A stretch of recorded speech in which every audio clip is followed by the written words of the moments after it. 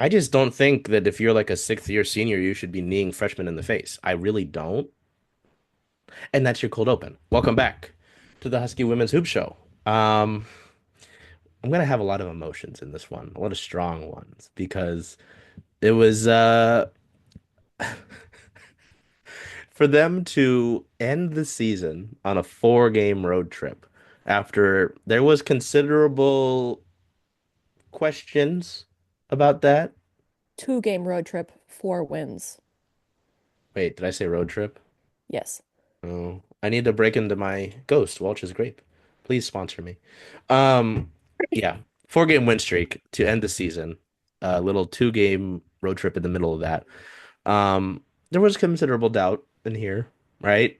So for them to win the games like they did, whether it was what the big result in was it Nebraska that I don't think any of us anticipated. Um, it was a little bit stressful in the Minnesota game, but they still won by 10, right? And then the Oregon game that I think all three of us were like, "Oh no, here we go again at the end of the game." And they learned how to pull one out. It took the 30th game of the season or whatever, but hey, we got there. I think we actually have the receipts in our group chat of all of us being like, oh no, it's hmm happening again. I think Because we they came actually have within the like receipts. 5 in the fourth quarter. And I said, "Oh boy." They were turning the ball over. I said, "Let's slow down here."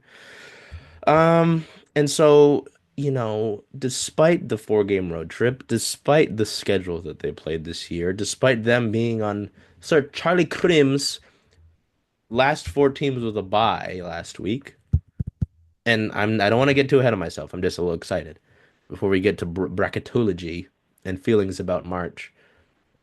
The newest bracketology from Sir Cream has them as one of the last 4 in, and Oregon as one of the last 4 buys, which doesn't make sense. I will hold my strong feelings until then. Welcome back, Rowan. Welcome back, Bella. Let's talk about these last 2 games.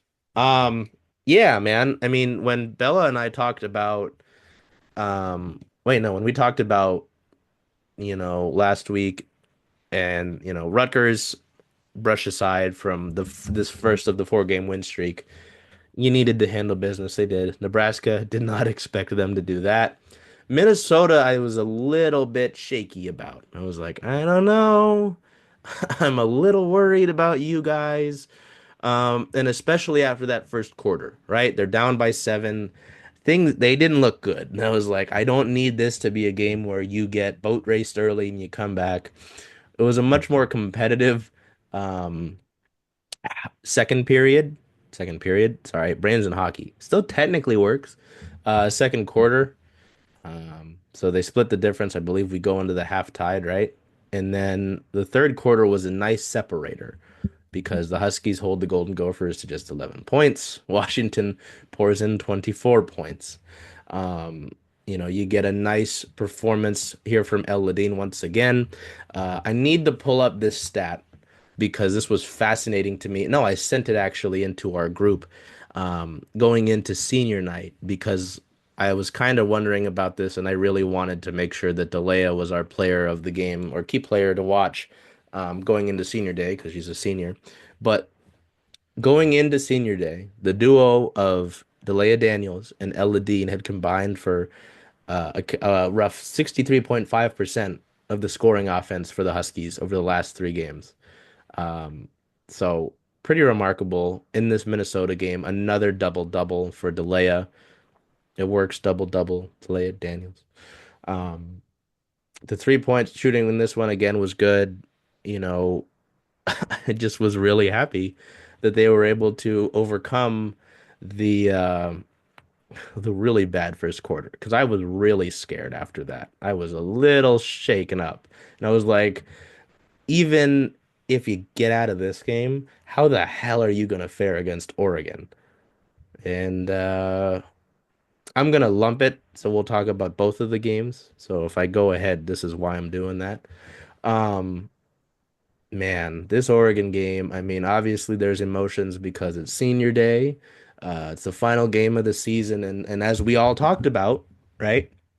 if you win these four games, you have a strong chance to get in. Obviously there's no automatic bid, unfortunately, but you have to feel really good about things. Um, Same thing.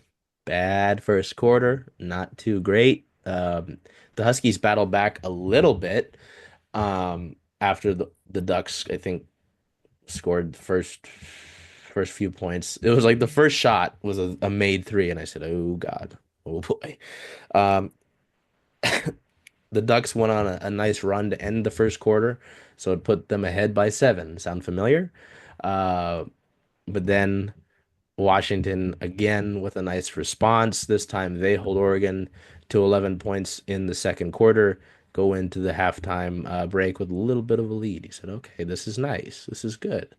Um, and then the next few quarters are real tight ones. Margin of difference in the third, 3 points. Margin of difference in the fourth quarter, 2 points.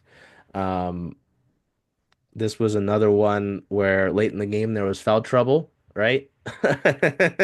Which I know Bella was quite upset about, which understandably so. I'm not saying that to poke fun. I mean, it was pretty clear and obvious that that was a little wonky, They you were know, bad calls. late into the game, you've got Delia Daniels and Savia Sellers with 4 fouls. I said, "Oh no, how are you gonna, a team that's been bad at closing games out, how are you gonna close a game out with two of your best players playing like this, or having to play, with that burden on them?"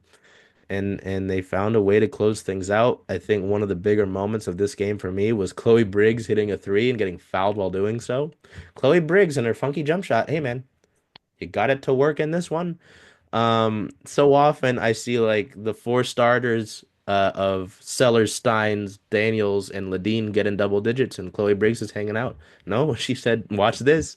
She got into double digits. Hannah Steins only made one of her 5 shots, and it was three. It was important, but yeah, that was I think a really important victory for them. And what stood out to me about that fourth quarter against Oregon was how bad the Ducks looked at times trying to close that game out. They airballed a few shots. Like it wasn't just they weren't getting the bounce. They were missing the hoop. Like it was remarkable. I know Rowan and I were there. Bella wasn't able to make it. Um, that was a great atmosphere. Like it was incredible. It wasn't the biggest crowd, admittedly, but the people It showed felt up. like it. The people, yeah, no, I mean, the ones where they would go on runs, and especially when Chloe Briggs got fouled on that 3-pointer, I said, "Oh shit, like they can do this." So, Bella, since I've mentioned you several times, we'll have you go first, and Rowan, you can close it out. But just your feelings on these two games, because I mean, I like to be the optimist on our shows that we do, all these shows, and I was a little bit like, get through the road trip fully, and I'll see how I feel. And after that, I feel pretty good. I have my strong feelings about March. That's 2 segments away. We'll get to that. But yeah, these past 2 games, the Golden Gophers and the Ducks. Talk to me. Okay, it's my turn now. Great. Um, sorry. Um, it was really nice. I mean, I had to watch on TV, which sucked. I was really very, very sad to not be there.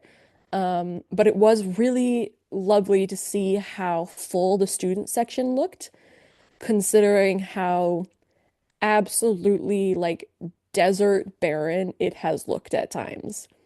The crowd looked engaged. It looked like it was a fun time.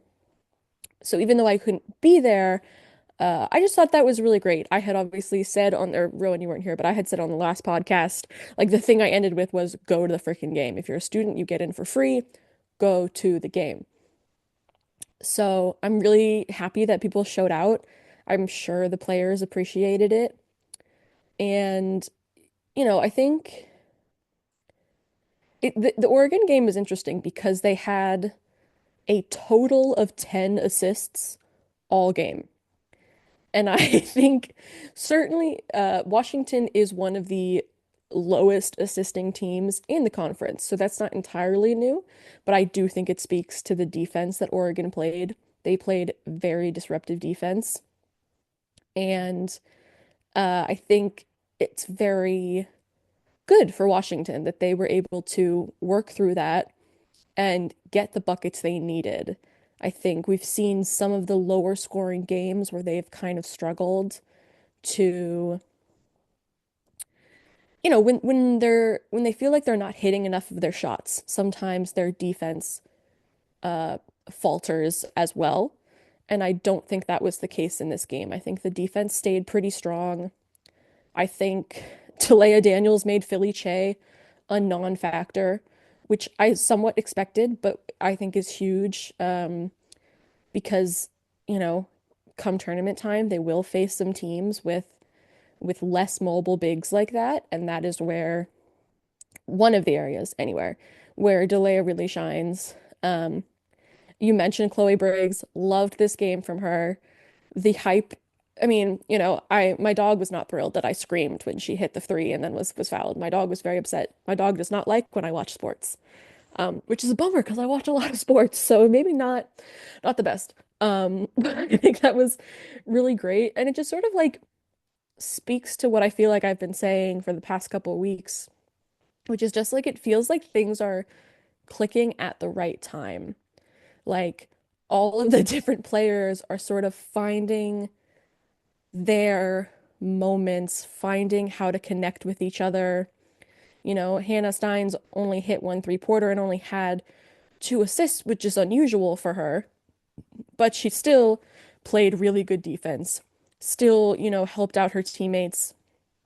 I'm trying to remember who won the rebounding battle. Pretty close, just Oregon won by one. Like, I think it just seems like all of the lessons that we had wanted them to learn from those previous games, they have put together. And that is what we had been waiting for. Um, I also think, loving Devin Coppinger minutes lately.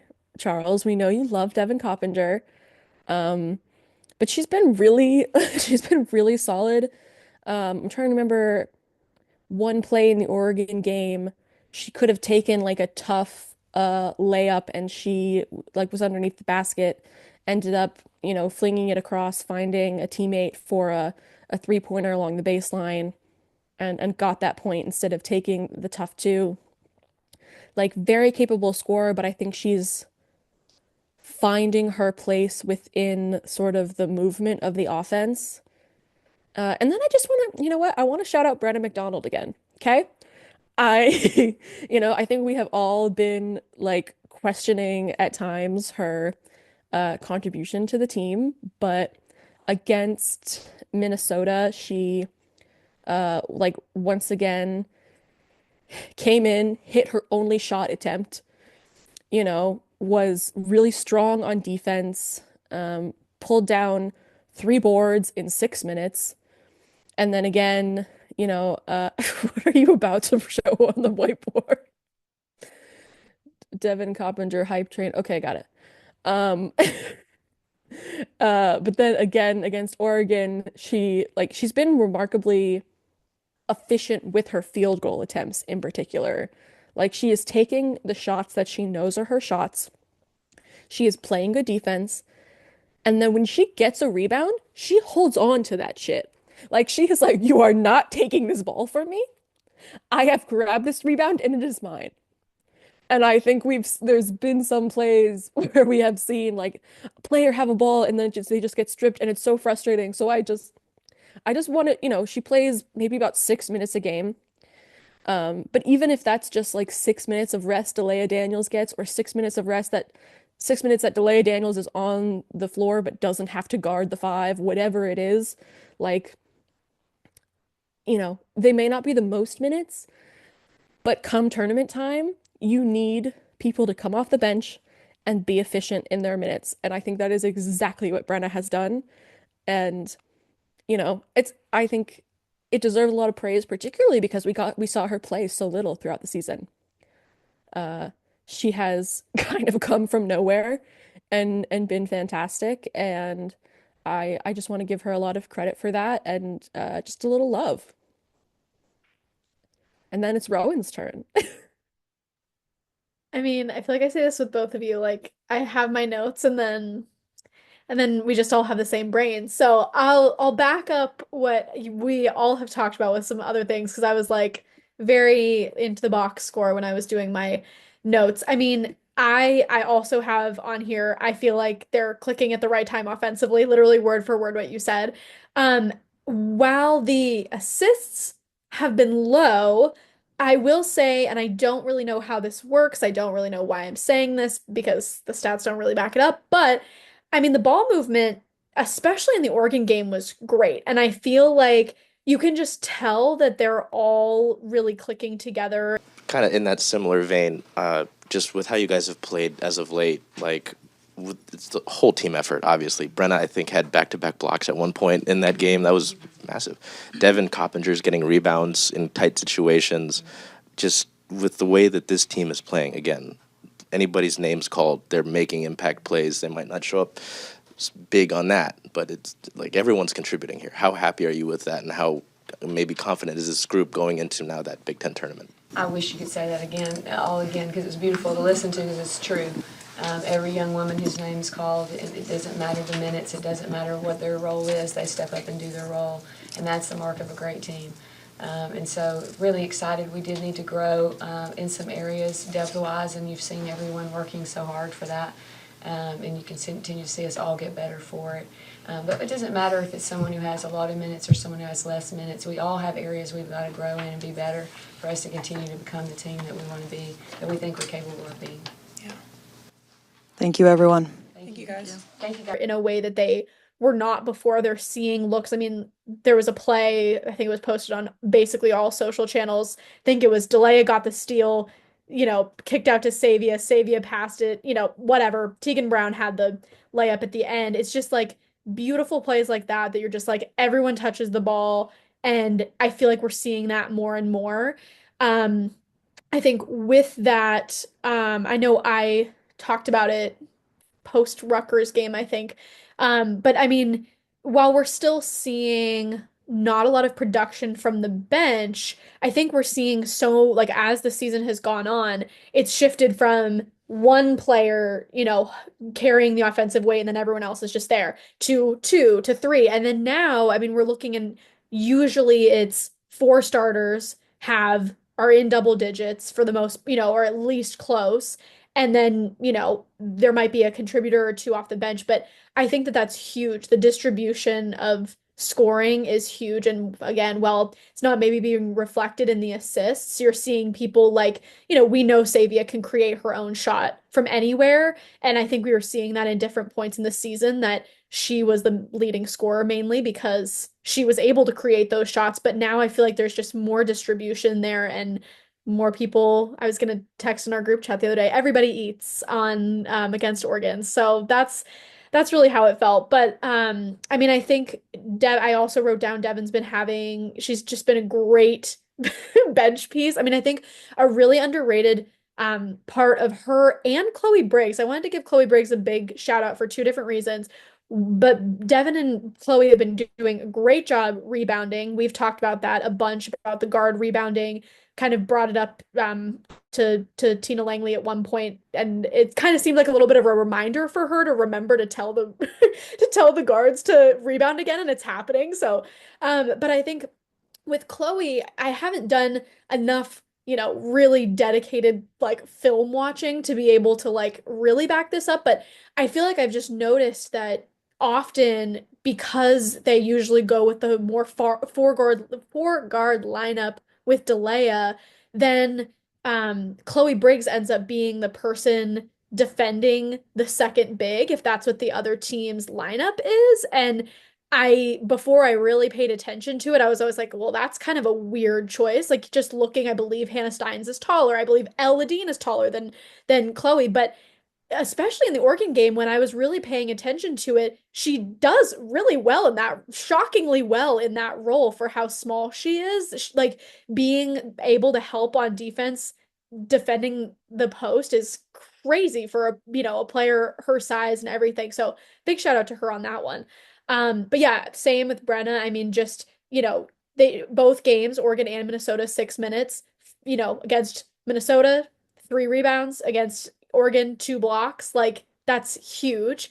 I do think it's interesting. I know we've talked about this before, and I don't really have a feeling either way about it, but it is really interesting to see that we've seen the second string post, minutes go so from Tyra and none to Brenna and switched off. I mean, I think Tyra had about 2 minutes in the game against Oregon. I barely even remember her checking in, if I'm being honest, but it's just interesting to see that it doesn't really feel like Tina's playing her kind of as a choosing between the two depending on the matchup. It just kind of seems like Brenna's just being the more impactful player right now, and that could be Tyra at another time.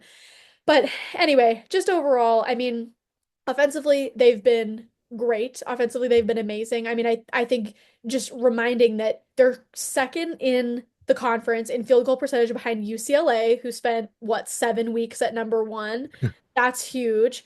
First in conference in 3-point percentage, huge. Second in free throw percentage, like that's huge. You're in the top three, top two in every offense, in basically every offensive shooting category. Like that's huge. So I also think that with that, the efficiency, I think that part of the reason why they're clicking offensively so well is the shot selection is better. I know I brought that up when we were talking about why they keep ending these close games, just having a hard time ending these close games, and I just feel like the shot selection is better, and that also speaks to their ball movement. I think we saw in so many of those end of game really close moments, we saw L, forcing a shot, Savia forcing a shot, but I feel like they all kind of have confidence in each other in a way that I haven't, kind of confidence that they can find a better look than just someone creating their own shot. And the last thing I have in my overall notes was I loved Tina Langley in her presser yesterday said that they're basically, the gist is that they've all been so connected as a team, emotionally and just like off the court. And she said now they're like learning to win at the end of the game, and they're learning to transfer that onto the court. And this is the perfect time for them to be doing that. This is 4 wins to close out the regular season. I know throughout the course of this year, whether it's here or weekly press conferences, we've talked about growth points. You've talked about this team's effort to get better in the gym, and their willingness to learn. Is this just sort of a culmination of all the hard work and all of the growth that you've seen from them throughout the course of the year? Because it certainly seems like throughout these 4 games, you've really clicked in a lot of different areas. We're so blessed to coach the best young women. I mean, I really say that everybody who meets them is always like, what an incredible group. It is really different and very special group of young women. And they make you so proud because it's honestly an honor to be in the way they receive, the way they want to learn, their humility. And so it didn't matter if it was, early in the year when we lost to LSU or now. This is the same team in that aspect. That never changed. We didn't waver in who we were, and that's just such a special thing to say about a team, which is why I think you could see everything turn, and you could see us learn how to win the game at the end. And I was just really proud of that growth because, again, that's just the basketball side. It was the character side that has just continued to build and build into the basketball court. And yeah, I mean, the last note that I have that I thought was crazy was I know we were talking about Minnesota, that game, and how horribly they shot in the fourth quarter or the first quarter. It's crazy to see. First quarter, they shot 25% from the field, and then in the second quarter, 83%. They improved by 60%, which is crazy. But I mean, that's also something that I have loved seeing, that in the past it would be like they'd have a slow quarter, they wouldn't be able to recover, and now they figured out how to recover, and that is huge. So I'm gonna do that too. I'm gonna hit on points you guys already made. It was really cool to see Brenna check in, I think in the second half, immediate bucket, a few minutes later, consecutive blocks. Like, what the hell? Like it was so fun to see all of the seniors really have some moments. Um, Obviously, Delia had a big game. You know, she had impact all over the court. Like, I think we were texting just the different impacts that she was making. Um, Brenna had her moment. You know, I said all of the seniors. I don't remember Tyra too much from this game, unfortunately. Um, Probably because she played 2 minutes. Yeah, that's rough, buddy. Um, you know, it was really interesting to hear you bring up the team effort, Rowan, because I mean, I think we've all talked about it, but like, really, like, Devin Coppinger fighting for rebounds low in this game, like, that's not who I would expect, but here we are. The Brendan McDonald minutes we've talked about. You know, Chloe Briggs, admittedly, I've called for the Devin Coppinger start, but Chloe Briggs, like, has fought and scratched for different impacts. Yeah, 5 rebounds. Good for you, kid. Jesus. Um, Not the biggest game from Hannah Steins after we've been really pumping her up, but you know, things happen in different games. It's a long season, right? 3 points, still three rebounds and 2 assists. So you get there, but then yeah, only 8 minutes for Tegan Brown. She made her one shot and she committed a foul. Yeah. Um, no, I mean it's been really fun to watch this season. I was gonna put something at the end to kind of talk about that. We're not at the end. So no, I mean even Coach Langley talked about the whole team effort thing. That was my last question of the presser. I think I'll put that in here. Um, Hope I don't get struck down by the Big Ten gods. Um, you know, we'll see. But no, I mean, and even with Devin, I was like, even after we got done with the press conference, Coach Langley kind of like I was talking about my Devin Coppinger praise, and she goes, "She'll be good next year." I said, "Oh, ho, ho, ho, ho, ho." And I mentioned how I mentioned the show, so you know, inevitably when Tina's watching this, I'm gonna send that just to the UW PR and be like, "Hey, can you show Tina this?" Specifically Bella's dog, Zero. Um, oh my goodness. Um, but I mentioned our Brenna praise, and she said, "Oh yeah, so you're the reason she's been more efficient lately." I said, "Whoa, whoa, whoa, whoa, calm down. Let's not get that far." So yeah, no, I mean really two satisfying wins, and you have to feel pretty good, and I think they did, and I'll include some soundbite from the presser about how they feel going into the tournament. I think, Coach, I don't know if we'll get you before you guys take off, but just and obviously this game just ended, but just a quick preview on what you may see next week. I think you're the 12th seed, maybe play the 13th seed. Right. Well, I'm sure you know. Just you know, just your thoughts on maybe going to a tournament that's really new, you know, and yeah, Indianapolis. Yes. First, can I say one thing before you go to that? Because you talked about really new. I want to thank Tyra and Brenna for coming in. They have 1 year left, and it's hard to choose to go somewhere for a year, especially so far from home, both of you so far across the world, across the United States. And so just the sacrifice that takes to come to a program when you don't know what your role will be or what the program will be, the humility, the kindness, the work, the way you loved your teammates, the way that you love all of us and love this university, the way you work. It means a lot to us, and we're really grateful. So I want to say that. And it's hard to do things that are new, but man, what a gift to do things that are new. Mm-hmm. You know, you get to learn and grow so much. So the Big Ten tournament is very new. It's new to us. Every team has been new except for 3. And it's been fun. It's been fun to learn about them and ourselves and to learn from our competition. And so we're excited to go to a new tournament and a new location, and we do play a team that we've actually played for once, so that's great. This was the first time all year, so you know, that'll be fun. But excited for the opportunity. What's the difference now as you try to turn that page from the regular season now to the postseason? Obviously, the game on Wednesday it probably isn't a one and done type of a situation, but it is the postseason. It's the postseason, and it's a great opportunity to learn what that feels like. to play quick, to prepare quick. We've been fortunate that we've been doing that since the last week or so. I think the last 3 teams we played all came off a bye, and we were playing again and again and again. And I didn't think that was all bad.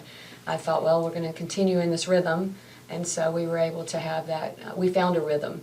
And so the postseason conference tournament, I'm sorry, gives an opportunity to find your rhythm. And so what's it feel like to turn around and play a game without really getting to practice? And so opportunity for growth. And just in terms of logistics, do you leave immediately? Do you leave, like how do you do And I'll this? leave tonight. No, I'm just kidding. But no, we're going to let them have an ice bath. And sorry. And yeah, we're going to leave tomorrow. And do you pack for a long trip Oh, or? we sure do. Yes, we do. Those are the last questions. No, sir. Percy? Because May I add they, one I think, thing I forgot? May I add something I forgot? A stat that I sat there looking up that I thought was interesting, mm, because we basically have just been saying everything positive, which it mainly is. But the one thing about the Oregon game, yes, they pulled out a win, but it doesn't take away from the fact that fouling was still an issue, and that, with I mean, Delia and Savia, and the stat that I thought was interesting, in 16 of UW's conference games, Savia has only had 4 games with 3 fouls or less. And I thought that was interesting. And I think that that is something that needs to be pointed out, especially going into tournament when you're inevitably going to be playing really close games and games where Savia is going to be inevitably undersized most of the time. I think that that is my only negative that continues to be something that they need to figure out. I also like it's definitely an issue, but with the Oregon game in particular, I was so frustrated watching because they were the most BS ticky-tack fouls when like everything else was being let go. They were calling her for like actually like being in front of Deja Kelly and being like Deja Kelly pushing off of her. So like those the fouls in the Oregon game in particular, like one of them she like basically climbed a player trying to like block her. That was very much a legitimate foul. But like I think it was like 3 of her fouls were just total BS, were not called on anybody else. So that was very frustrating because I do think that Sabia, because we've talked to her about it after games, like she has worked. Sorry, she looks so awkward. Sorry. hello. No. But like she has worked to like figure out how to not get in foul trouble. And I feel like she had figured it out for a few games, and then sometimes she just gets really unlucky with calls. Like she is an aggressive defender, but sometimes they just like, I'm just like, I really don't think that's a foul. Like I really don't. So I'm like I agree with you, and at the same time, I'm like Right, but how? The Yeah, Oregon game sometimes is like a it's bad example because like what the fuck were those yeah, calls? yeah, totally. Thank you for letting me interject. Continue. Yeah. No, I mean, it was, it's been interesting to, on the Savia train, like, see her be a little quieter the last few games. Like, again, it feels like it's Delea and L, which great to see L showing some consistency. Like I appreciate that part of it. Um, but it's interesting. Like, and don't get me wrong, I'm not saying she's like a ghost. She'll have like I think she had a 7 assist game over the last 4 games. She'll still be impactful. Like in this game, she had a pretty strong impact as well. Like she dropped that player, and I texted Ro and I was like, I hope that's not a push. Like because in real time I was like, boom. I was like that. Mm, it was pretty good. Um, I feel like she started to heat up, and I was like, if she heats up, this game is over. Um, but yeah, I mean, if you're able to get those three going, like hitting, I I'd watch out. But so yeah, okay. Now we can move to the Big Ten tournament, unless Zira has something to say since we're taking interjections. Anybody? Yeah. No, she seems to have settled down. Oh, okay. She's decided it's sleepy time. Me too, dude. Me too. All right. So, yeah, I think last few weeks that we've talked, they've been the 13 seed. They finish above Minnesota, as the 12th seed, and they will be hosting Minnesota here, in the Big Ten tournament in Indianapolis. Um, they flew out today, apparently. Um, yeah, I guess that makes sense. Have a few days there. So they'll play Minnesota on March 5th. I don't 3:30 p.m. Is that 12:30 Eastern? 12:30 Pacific. Oh, noon. Okay. Damn it, I'll be in Irritating time for us. class. I know. I know. Surely Ugh. you're Always been through the I'm gonna have to like watch it in my 11-person history seminar. 11 people. Cancel the Yeah, class. it's a senior seminar. It's like it's supposed to be Professor, small. There's like we one have tiny table. Professor, we have an important game to watch. Can we just all huddle around and um yeah, so they'll play Minnesota. That'll be interesting again, just because of how Washington kind of had a battle back in that one when they played on the road, right? So there's that one that's on Peacock. Oh, I've got to use my Peacock login. That's fine. And so if they win that game, they will play Michigan. And that's a little bit more interesting, right? Because when they played Michigan on that purely Michigan team's road trip, did not go so well. They lost 69-82 back on January 15th, a Wednesday. Another Wednesday. That game, by the way, would be on Thursday. Yeah, so it's just all the next day, one after another. Got it. Um, God, the Michigan game feels like so long ago. Jesus. Let me see. Um, Ooh, God. Okay, yeah. The poor starts is a theme in a lot of these games. Like outscored 17. Nope, both wrong. 19-7 in the first quarter. Nice bounce back, but still trailing at half, and never really just had the jump that they needed to pull ahead of the Wolverines, and they lost that one. So, tough one there. I mean, Savia dropped 30. Your top three scores, I mean, are pretty solid. You get 30 from Savia, 16 from Hannah Steins, 15 from L. Um, but yeah, really quiet day from Delia. That's unusual. Don't like that.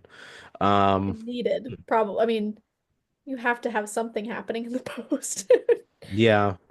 Want to win. So that could be interesting there. Um, God, we got Shayla Gilmer minutes in that one. That's wild. Sorry, I keep looking back at this Minnesota game. Yeah. So if Was they are Delia in able, foul trouble? oh, I can go back and look. Like it In must have Minnesota, it been. was Michigan. But Hmm? you said Minnesota, it was Michigan. Was I saying Minnesota? You did. Jesus Christ, I'm all over the place today. Yeah, I feel like it's I Savia like was in foul trouble.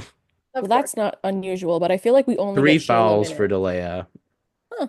2 for 7 shooting, 5 boards, 4 turnovers, 2 blocks, 1 steal. Um, Nobody else.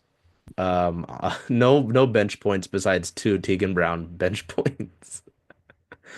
Um, 13 turnovers. Oh, but Michigan had 15. Yeah.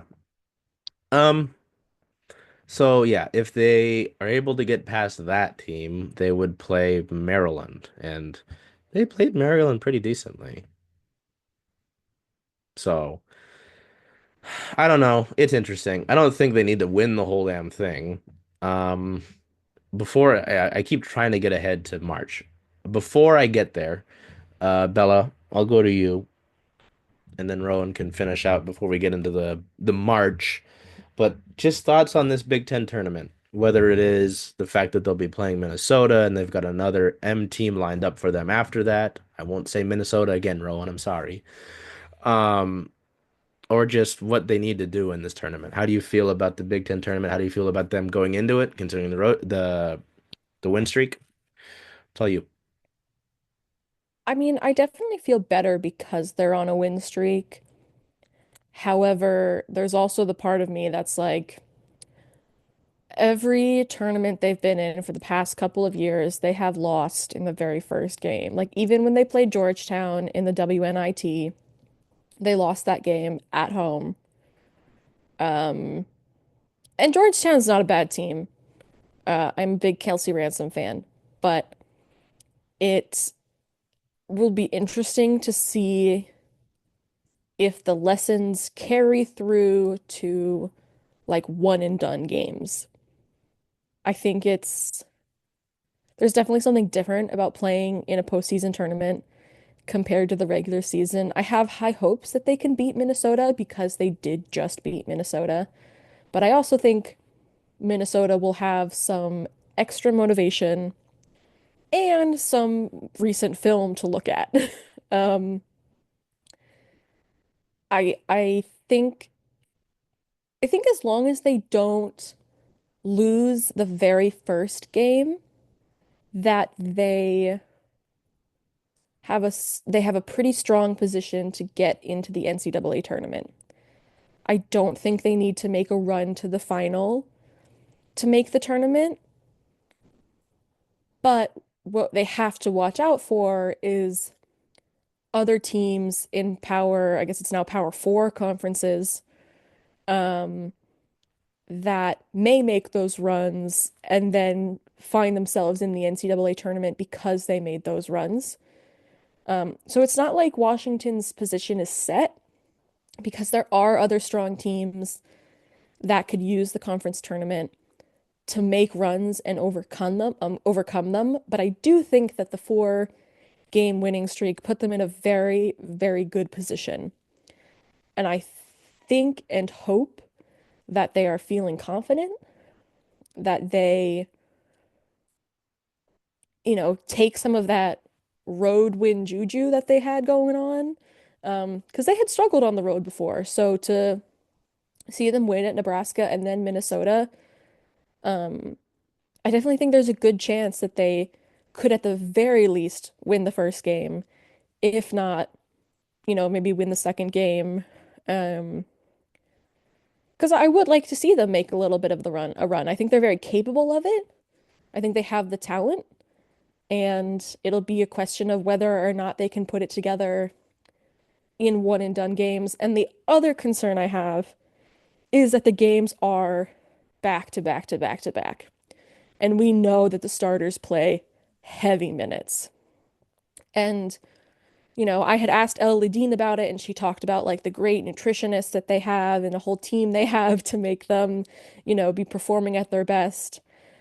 But no matter how in shape you are, it is tough to play 35 minutes a game day after day after day. So how that pans out for them, whether Tina will try and use more of the bench in the first game, I have no clue, but I think that's probably my biggest concern if they do get past Minnesota is how much energy will they have left for the next day. That's a really good point. I mean, they we know that, if we look at it's great to play a team that you have just, successfully beat, but like you said, that also means that those teams aren't going in blind because they know that they just played you. And maybe there were adjustments that Minnesota made that now they know even more so what adjustments they need to make because they've had time to think about it. And that is a big problem. But with that, I mean, we know that they also, um, I completely just lost my train of thought. So I'll think about that. But I was gonna say something about the bench, but now I can't remember. Oh, I guess, I mean, this whole time while you've been talking, I've also been looking at Michigan, which I shouldn't get ahead of myself. But I Yeah. do think it's interesting because, I think you covered everything that I was also thinking with Minnesota. Here comes my train of thought back again. Covered everything I was thinking with Minnesota with, right, tired. That's the thing about March. The tournament is rough. And I think too, we talked a couple weeks ago about our concern about bench minutes and, happy to say that we've seen improvement there. We have, Brenna's minutes are great, Devon's minutes are great, but I agree it's not enough. And Brenna's role right now is to fill in to give Delia a rest, and that is going to be something that I don't see that role expanding much from that. And if it does, it would have been something that we probably would have seen a little bit earlier. So I think, again, don't want to jinx it by looking forward to Michigan, but I do think that it it isn't something, it's definitely a game that is a little bit, it definitely would not be in the bag by any means. I think it would be a really competitive game, but I think that that is a bit of an advantage. We've been talking about how UW is peaking right now, and if they haven't played them since January, a lot has changed in that time. I also think they've had, I guess I can't say that they've had an easier end to their season. Michigan has, but they also just lost to Iowa, who has been just it kind of came out of nowhere with, that was a horrible loss that UW They're had to them. they're also pulling off the most random upsets. Like the So true. only team to beat USC. Yeah, super weird. But for the most part, I mean, they played Penn State a few games ago. That was a honestly, they only won by 10 points. So anyway, saying that to say that I think that I feel pretty confident about I feel decently confident about the Minnesota game in a way that I wasn't before they played that Minnesota game before. I maybe I'm being overconfident, but I feel like they can definitely make it to Michigan. And if they make it to Michigan, I think that they have a really decent shot of winning. But I do think that that is a really big role. Just it's not only the matchups that you have, it's also how deep your bench is, how tired you are. And I think thinking about that, when they lost to Michigan, like I was just saying, I think Delia not having a good game is a good part of that. I think that, UW struggles when they can't have some help in the paint there if Delia is having an off game. And especially in the big, looking past the Big Ten tournament, you're going to need Delia to be ready to go because really she's their only post threat. And so that's going to be huge for her to hopefully be able to to withstand that many minutes so close together. So that is really a bit of a concern. Yeah, I'm interested with the bench because it feels like so often they just don't get much of a kick at all scoring wise from them, right? Um, and not to feed into my narrative, but maybe this is when Devin Coppinger pops out and, don't know, She's like, been great.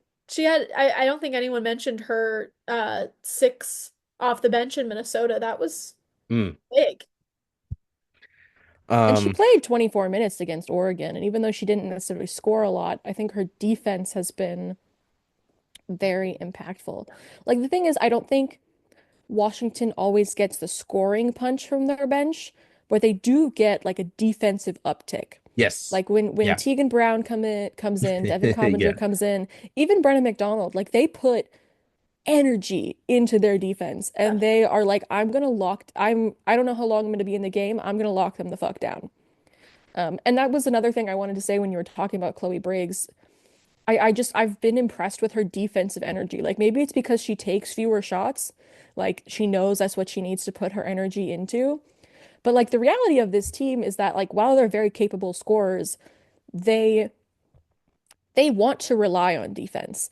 They want their defense to create their offense, and they want to be one of the best defensive teams that there is. So even if they're getting defensive punches from their bench, I'm not too mad about that because they're getting something. Like they're getting energy. It's not like the players are coming in and immediately being beaten. They are, even if they're not scoring, hopefully they're preventing the other team from scoring. And I think that's sort of almost the biggest thing you can get out of them. But like even, against Oregon, 10 bench points again is like more than we've seen in plenty of other games.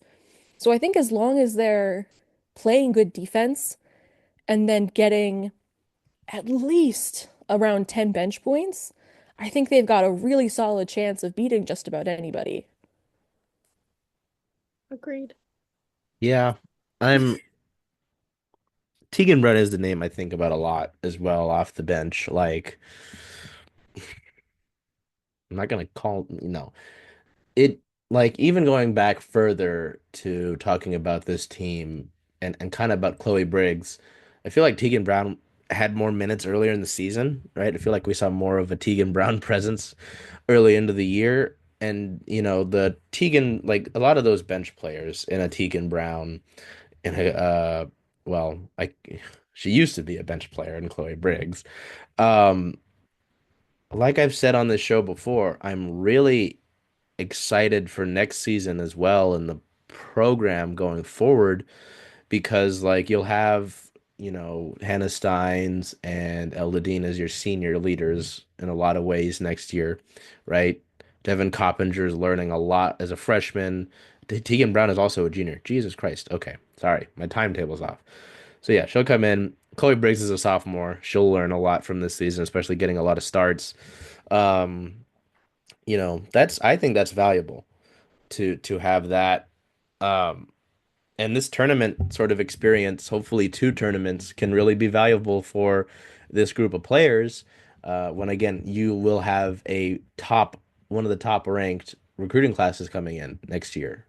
They'll have to go their first time through a Big Ten schedule and deal with the away sides and the travel. I know that Tina Langley and UW was a little frustrated with how the schedule worked out in some ways, and they'll submit their comments to the conference after the season, or they've already done that. Um, they'll have to go through that, and they'll have these players to lean on, whether that is off the court or on the court. So, um, yeah, to go for some feelings of hope for the organization going forward to now feelings of strong, strong general feelings about March. Do you think that win secured you guys a spot in the NCAA tournament? I would hope so. I mean, I think we've played against the nation's best and competed, and we've won some, and we've been close with some, and so I'm really proud of this team, and I know that we can compete against anyone. And did you guys have those conversations beforehand? Because it felt like that was the type of game that if you win that one would get you to the dance. What I would say is this is a really a goal-oriented team. They have goals, and they fought really hard for them. They've been very focused. While we love, to have those goals, we understand the process is really important, and we didn't overlook a single team each day coming in with that mindset of learning and preparing, and we didn't look ahead. And I think that's a growth even from last season. I think we really just try to focus in on the first game we needed to play, and then from there on. I don't understand, and I don't think Charlie Cream has like any real like I don't think he's part of the committee for March, right? Like I think he's just an ESPN guy. Um, I don't get it. How do we get, and you have to let me rant here. How do we get from last week climbing up, they're on this win streak. At the time they were what? Was it the last they'd won two in a row. All this talk that Bella and I had about their season and this and this and that. And your most recent bracketology prior to this had them as a last four buys. They beat Oregon. And again, Oregon looked bad in that fourth quarter. Don't get me wrong. They did keep it close. But they weren't up to snuff. They were not up to snuff. Again, you don't airball that many shots if you are. Okay. And you're now one of the last four in. I wish that this was more of like, because there's this general thing that they put in the bracketology and UW's hardly ever mentioned in it, so I'm like, it doesn't give me anything. But outside of that, it's just the prediction for the bracket, and that's it. Like, I have no idea what the thinking is here. Well, not to ignore the fact that yes, Oregon is in there, a team that you just beat and should have beaten the first time around. So it's not like Oregon mollywopped you down in Eugene on that ugly court in the first game, and you just barely skirted by in this one. Okay. Um, Nebraska that you beat is on the last four byes. Like, how does this make any sense? You beat Nebraska pretty convincingly in Lincoln. How? What are we doing? Was like this a mistake? Did Sir Cream of Charles like accidentally put the W in the wrong place? Like he saw the Washington W over Oregon and got them confused and accidentally like I don't get this. Well, and I saw that they moved, it says Washington moved down. Yes, And I believe, is Oregon listed as a 10 seed? that's a good question. I believe they were listed as a 10 seed. I had the same Yep, reaction. Oregon versus Oklahoma State. Very confused. Had to I clarify. just like I really it doesn't make any sense to me. It has them as the an 11 seed having to play Princeton in order to play against Florida State. Like I don't get it. I really don't understand this, and I think it's lunacy. The Nebraska thing makes it worse. I was ready to, as the children say, crash out over the fact that Oregon was in there, not the fact that Nebraska, who you destroyed on the road. I don't get it. I want to know why. I don't think we'll ever know why. And part of like the reason I have, even though I've been yelling on here, um, some pause is because I don't think he has the involvement. I think this is their analyst, expert, whatever. And I'm interested to see how when we get to selection day, what it actually shakes out to be. Bella, do you have information on that?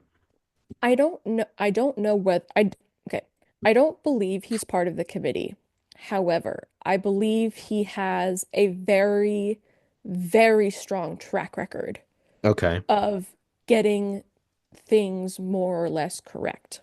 sure. And, I know the national media don't give two shits about what the Washington Huskies are doing currently. They haven't since Kelsey Plum was there. And maybe a little bit of Amber Melgoza, but they didn't see much recognition even. They didn't see much team success even with her, unfortunately. Um, so, it could be just innocuous to him. But Jesus Christ, Nebraska makes it worse. Oh my God. Okay. I'm I gonna think that I think Nebraska was up there for like previous results. Like I think Nebraska had been further up and they got moved down. The it's Oregon one I have no defense for. That I truly don't know. This is the first I'm hearing about it. I don't understand. I mean, I hate to ever really advocate for Iowa, but especially and I say that mainly after that game at Washington, not even because they beat them, just because it was just such a weird environment. Yeah. Anyway, I can't remember. I looked earlier today what they were seeded, but I do think that you look at some of the upsets that they have had, and I know we had talked earlier a few weeks ago about, how, Washington had had a statement upset, and that's why it's been, maybe that they've been a little bit overlooked. But I do think that a lot of games are attributed as kind of a one-off, and I think that, yeah, unfortunately, I think that Nebraska one, uh, I don't think should be counted as a one-off, but I'm like, you go somewhere that I know has a reputation of being a hard place to play. You beat them like that. You finish the season, 4 wins. I felt the same way when I looked earlier when I said, I was like, how did they move down? I think it's, yeah, I mean, I mean, just overall, generally looking, even aside from UW, aside from the Big Ten, this tournament is just crazy. Like no one knows. There's no clear winner. The whole coin toss thing with South Carolina and Oh Texas, yeah. it just everything is so screwed up. And honestly, I agree with your rant, but honestly, at this point, I'm happy to see, and I'm honestly shocked just because, like you say, there are people like us who, are very close with the Washington team, but, national media, not as much because they haven't had that statement win. And so honestly, I'm just happy to see them in the in the back of, Mr. Cream's mind at all.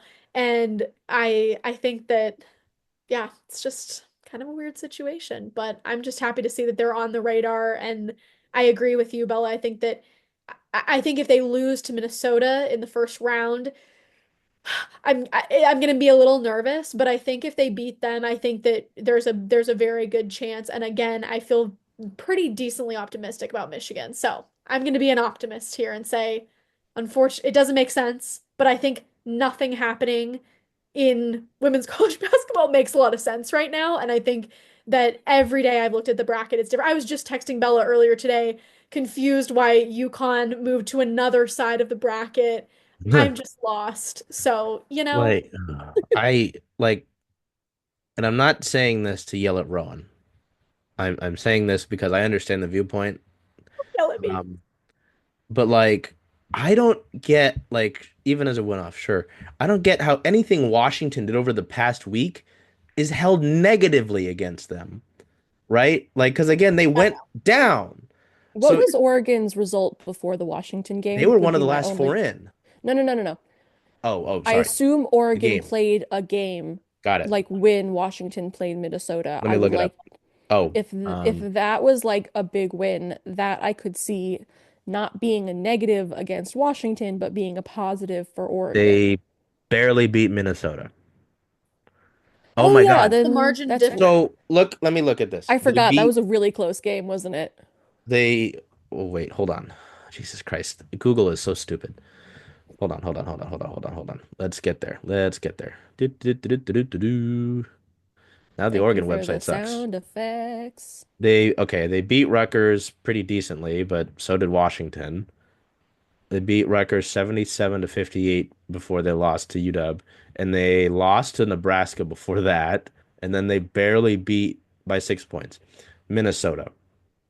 See Yeah, that so that's odd. that furthers the question Yeah. with Oregon. I mean that makes no sense. None. Yeah. Oh, okay. So Just because of my brain, I need to look up what Nebraska did because what the fuck? Yeah, I didn't have like we kind of devolved from a structure with this one, but it's fair because I feel like we've all talked about it. Yeah, well, I look up Nebraska's schedule out of spite. Is there any other thoughts on going into okay, they yeah, they beat Oregon and then they beat Northwestern, but like Northwestern, I don't think Northwestern didn't even make the Big Ten tournament. no, no. So They Nebraska earlier, yeah, they beat Maryland. Jesus Christ. isn't Northwestern the team that Elodine had 40 points against? Yes. Um, okay. Yeah, Nebraska's a weird team. Yeah, Just they've looking been at a the bit all schedule, over the they're a weird place. team. Yeah. Do we have any thoughts on March besides Go what we said? Dogs, rough, rough, rough, rough, rough. No. bow down to We- Washington. And No. Not done yet. we don't know. Um, yeah, I don't know. I just really angry about that. Doesn't make any sense to me. Charles, please, Charles Cream, please come down. Please join the Zoom call. We'd like to speak on this. I don't get it. Okay. Um, I want to end the show with more of a reflection here because this is Bella's second year doing this now. This is only Rowan and I's first full year. This has been a lot of fun. I mean, this is a team with a lot of great character on it. Um, at the Sports Star of the Year Awards, I got to talk to Pat Chun and I asked him about the success of all the winter sports teams. And I mentioned how they work together, like with Delia and Frank on the shirt, right, for Black History Month.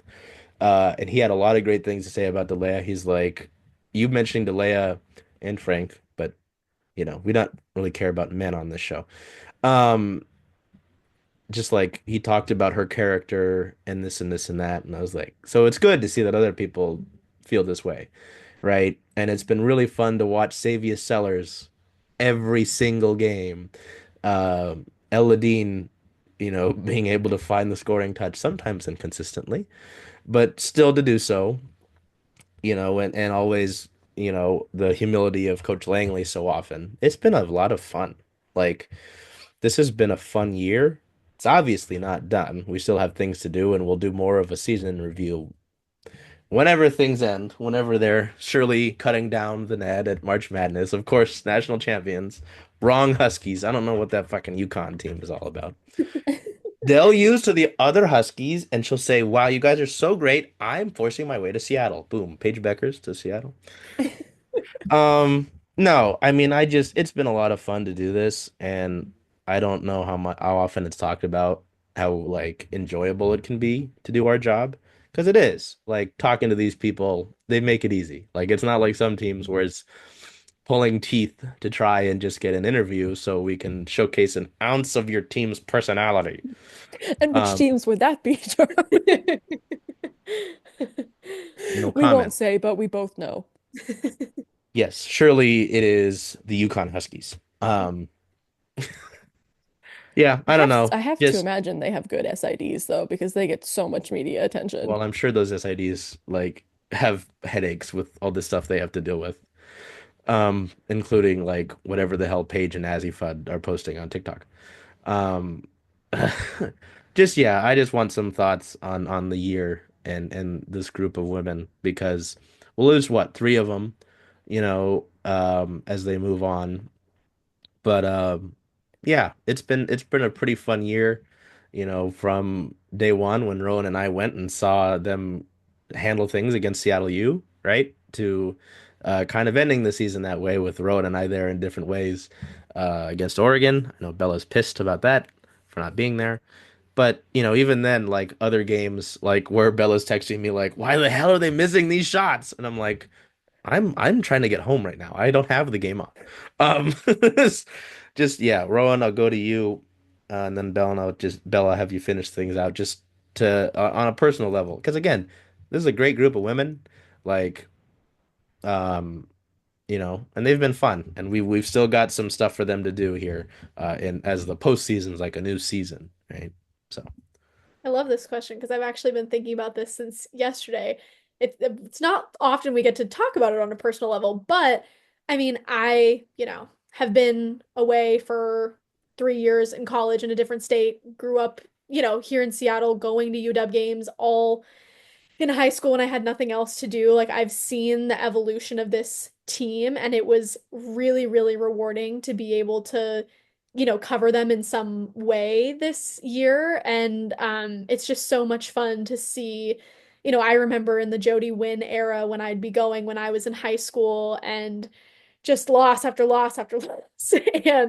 And really just feeling kind of like this is my hometown team that is never going to reach a point that it reached at that one point with, in the Kelsey Plum era.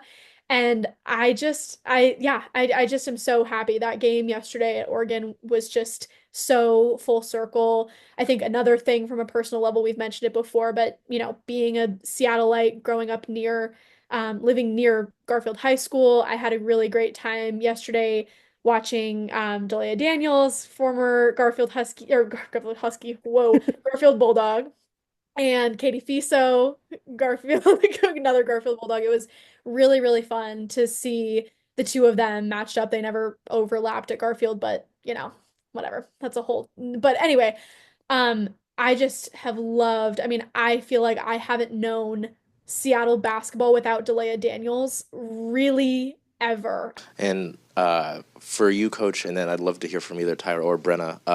I know Percy asked about Delia and her being a senior here, but obviously Seattle, the whole homecoming thing. Can you speak about, obviously, Delia's impact on the court, but the person that Delia is and her impact on this university? Yeah. You want to start? You want me to start? You want it? Okay. I'll begin. So I remember recruiting Delia 3 years ago. We talked about it the other day. We met at a Starbucks and talked for hours. And it was awesome. And, she was from the city. We were a newer staff trying to, just establish a culture and build a program. And I was so excited for her desire to do that with us in her hometown. Her pride for this city is beautiful. And her toughness and her work ethic go with her character. You can be tough and strong and you can still be kind.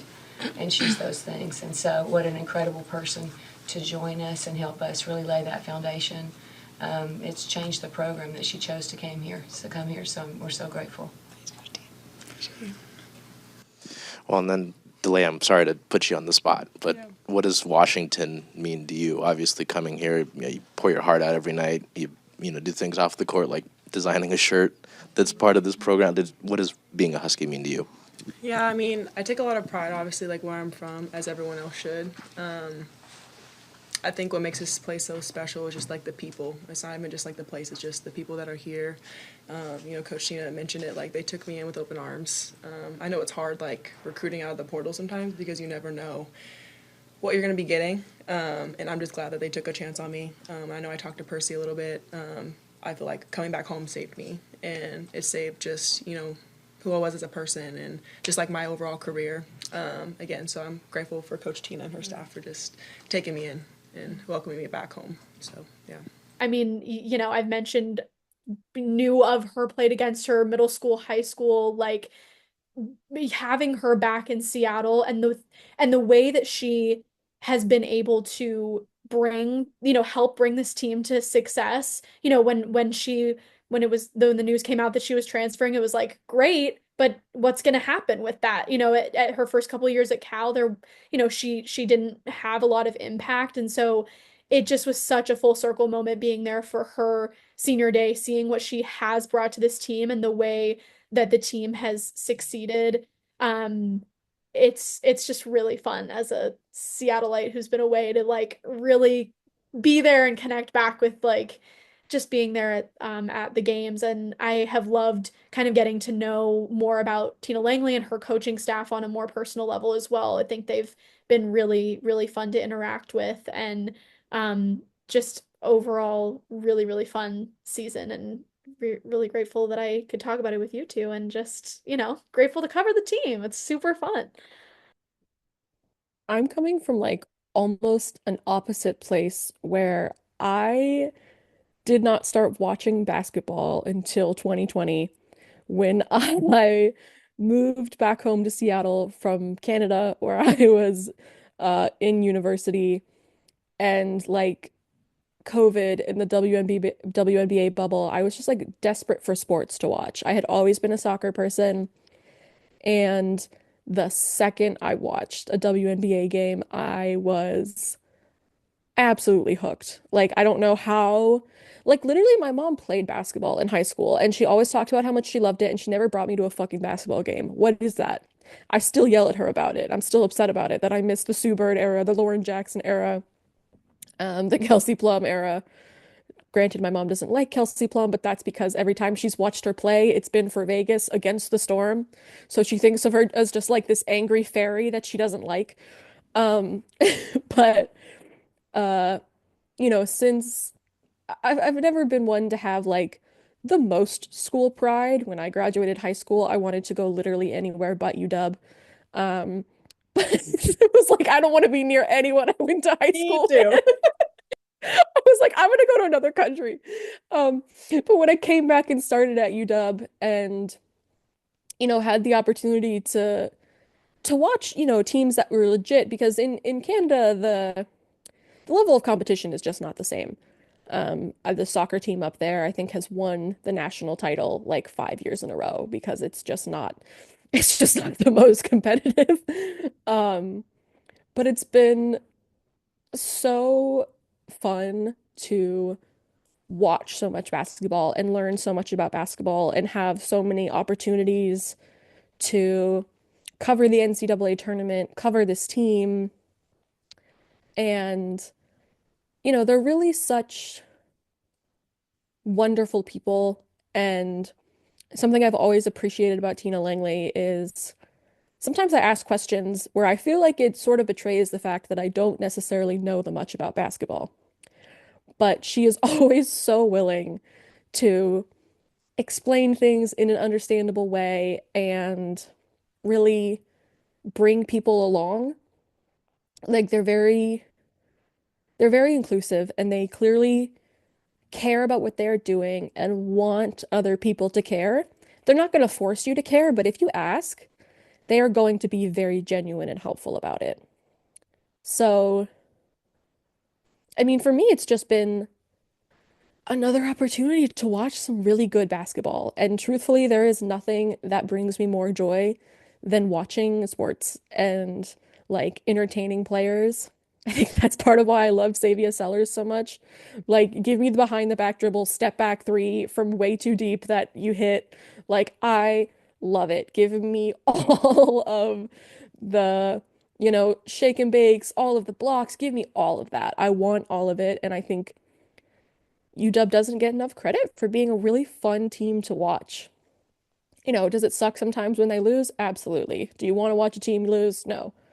But they are really entertaining players and they work really hard. And I think they deserve a bigger audience than they've gotten. And I really just hope that that audience continues to grow. And I also hope we see Delia as a pro. Charlie Turner Thorne was talking about it on the broadcast, actually, that she is pretty sure that Delia is on some draft boards, or at the very least will get invited into some camps. Um, and Wonder where she's they got just, that from. yeah. I mean, I think it's exciting because, I was bummed when we didn't see Lauren Schwartz go pro. Um, we haven't seen a new pro Husky since Kelsey Plum, really. Um, and I would just love to see her even get a shot because of how much she has impacted this program, how much she has worked. I mean, she's graduating with a master's degree. She has done a ton of work with the um, Black Student Athlete Alliance. I don't remember the exact name, but that is the gist of it. Um, and she is so passionate and caring. And I really, you can tell that she works hard. And I really hope that she gets the chance to show that hard work. And even if it's not in Seattle, though we would like it to be in Seattle. I was gonna say, I said I Uh, didn't know Seattle basketball without Delia Daniels. Maybe we'll see more Seattle basketball. Who I'm knows? I'm always here for hometown heroes. Clay We were Miller. I mean, we were talking about Shea Holmes on the Rain podcast. Like, we Woo! love when UW players end up with Seattle teams. It's just so fun. And I think Mm. if anyone deserves it, I think it's her. I think she has worked so hard and been so massive. To be second in blocks in the program after transferring into the program Yeah. 2 years into your college career is insane. So I know she played 3 years, but she still transferred after 2 years at Cal. So I think the team is just so fun. I truthfully get so much joy out of watching them and talking to them. And it's always something to look forward to. So I am just honestly so thankful for every opportunity that I get to be around the sport.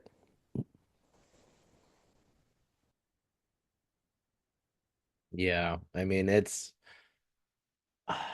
I told Bella will get a kick out of this, and I'm sure I've told you this, but I remember telling Jess Fishlock and Lou Barnes at a Kraken game when I saw them before I really did this full time that I was raised properly because my parents took me to Storm games in Key Arena and rain games at Memorial Stadium growing up.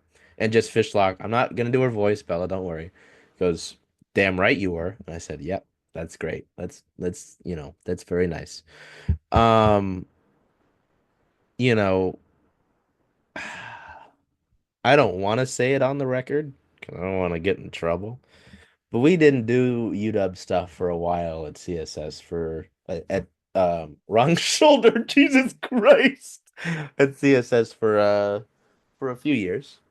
And that was really hard for me as someone who graduated last year and grew up a Husky, even though my father never went. My mom came from the Philippines, so she didn't go to UW in the Philippines. It's not a thing. Um, you know, I grew up going to those games. I grew up there. Where's Kelsey? There's Kelsey, right? So it's been really cool to do this for a full season.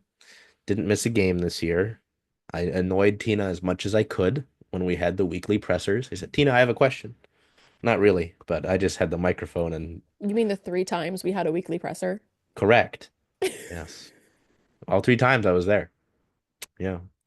So even times, and Bella knows this, where I left the UW game to go straight to the Kraken game, and they PR still let me in. Like Shout out Elle's Michaela. been, yes. Do you need me to just clip that like 2 seconds and send it? I will. I would. What? The team has been great. Oop. Do I sound different? My microphone clicked out.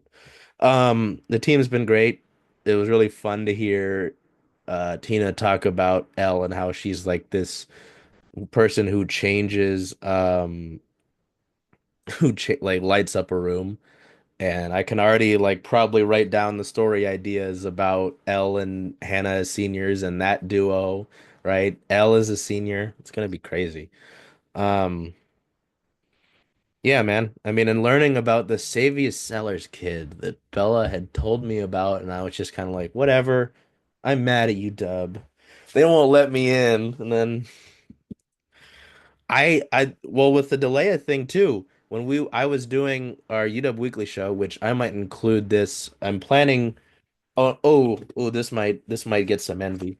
My UW notepad, my Seattle Storm branded notepad. I have those too. So Don't make me go get my Spalding basketball notepad that is Storm branded from I the got team the sale. same one. I think Shit. Rowan has me caught up. Um, we'll probably do our weekly UW show, and I'm gonna cut clips from this and put it into there. Um, but I did an episode on Delia Daniels transferring here. If you go on to the CSS YouTube channel and look up Delia Daniels, it's on there in a really poor thumbnail with my face on it, and I was in my kitchen because I didn't have anywhere else to record it. So, yeah, man. I mean, this has been a lot of fun, and especially when we cover the team as closely as you do, you really want them to go to March. You want them to be able to be part of that. And as Bella was talking about with I think you both talked about it with how they don't get paid much attention to. You want them to showcase what they can do because they can shoot the hell off the basketball, as seen by the percentages, right? And they've pushed them the top teams in the country to the limit. I will continue to say that because they have, right? So I've ranted, I've said emotions, I've sworn a lot, I've pulled out the whiteboard, I've spewed the Devin Coppinger hype again. That is another episode of the Husky Women's Hoop Show. Unless anybody any final thoughts? No, from the red-faced white people, we will continue on. Oh wow. Okay. You're both red Okay. right Like now. like your face doesn't get red. This is bad lighting and a yellow wall. What do you want me to do? My bright green wall, please. This Yeah, is the right You've green wall. upset the dog Wow, because you made me yell. I didn't do that to Zero. You did. Don't blame me. It's just like the Chloe Briggs three-pointer when you yelled all over again. Um, I have the most calm wall of you guys. Wow, this is great. Well, color-wise, not. yeah, we're not going to talk about this. I've wanted to address that. This is middle school me choice, but we're not going to talk You're about it. actually in the Storm front office, and you've got inside information. Oh, You are going sure. to help them get Sure. Delaney Daniels. Uh-huh. Yeah, okay. Yep. Okay. My bright green wall. Thanks to Lisa. Anyway, Big Ten tournament. All right, we'll see how we feel next week. So, oh wait, before we get out of here, before I get all excited, when's selection day? It is March 16th Oh, at, so we I have time. believe I have this on. It is March 16th at Oh, Sunday. 5 p.m. Pacific time. Oh, why is it in the afternoon? Oh my God. Okay. All right. So we've got some time. I wonder if we'll get availability after the tournament. What the? All right. Until we see you next time. Be well, take care of yourselves, and do whatever you can to make today a great day. Hey, Charles. Hey, Jen. Hey, how about them Huskies? Ooh, purple and gold, baby. Yeah. When are you going to watch all those away games, though? All those away games. There are a lot of them, and I was hoping to come to Rough and Tumble because this is the home of Circling Saddle Sports. If that's okay with you. I think that's a great idea. Hope to see you all here.